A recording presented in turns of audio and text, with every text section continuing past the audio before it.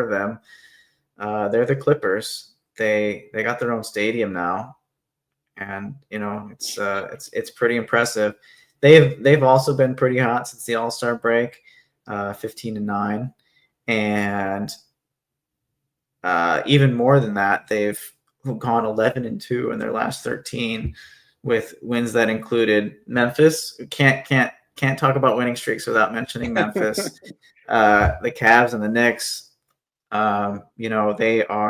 They have proven to be, throughout the course of the season, one of the tougher defensive teams in the league.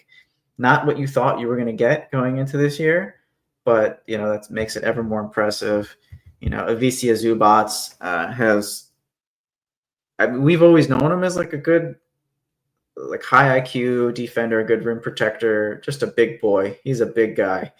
But he's definitely really popped this year, and in the same year as we know that Norm Powell has popped. So I mean, obviously the big question is going to be: are we going to get playoff Harden, or hopefully we are? Are we going to see the same Harden that we've seen in the playoffs in years past, where his contributions seem to drop just enough to make him mortal, at least in his super high scoring days.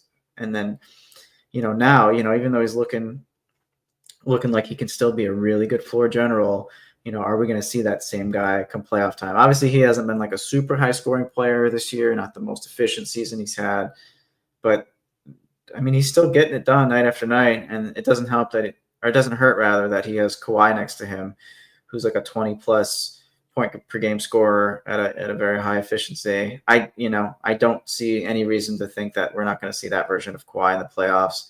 Not to mention a little bit of his former defensive player of the year, two-time defensive player of the year, come out and making guys look silly. So, again, I really like them if they end up in that 7-8 playoff matchup.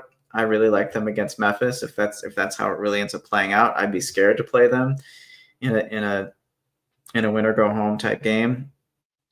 Let's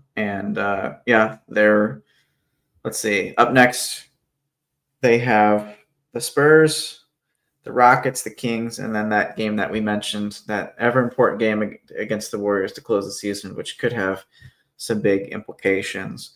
But they've quietly been a very interesting team to watch, and they've certainly thrown. I mean, if you look at their roster, you're like, oh yeah, I know that guy. He's a good NBA player. I've seen him play on winning teams before.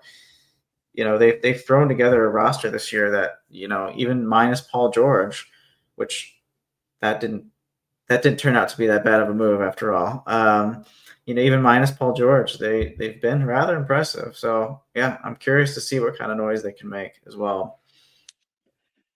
Say Norman Powell jumped off the screen to me the last game I watched. Like he was just getting bucket after bucket and was on fire. I didn't even notice that there was Harden or Kawhi even on the floor, just because he was so ball dominant and was taking over. And granted, and they both were, so it wasn't like it was bench minutes. So like they were both on the floor, but I think his role with them will be impactful to be able to be another scorer, another reliable veteran ball handler in the playoffs. So they are a scary team for anybody. And it's like, because this is so closely such a closely packed Western Conference, it's like any of these other teams can get bitten and by a gritty defensive team. And like you said, and I've always been a big critic of Harden, and it's usually because defensively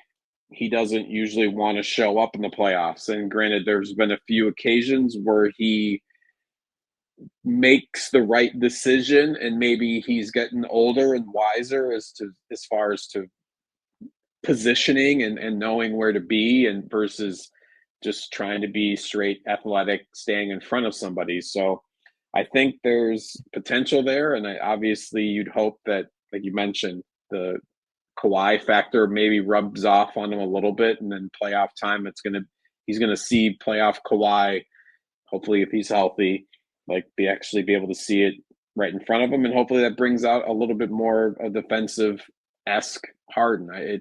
I'm not saying he's going to be Kawhi Leonard or anything close to it, but I think just being in a little bit better position, having the energy on defense, a little more focus, I think he can make a difference if he's puts that effort in. And so that's at least something that I'm wanting to see and will be looking for when it comes to play in and playoff time.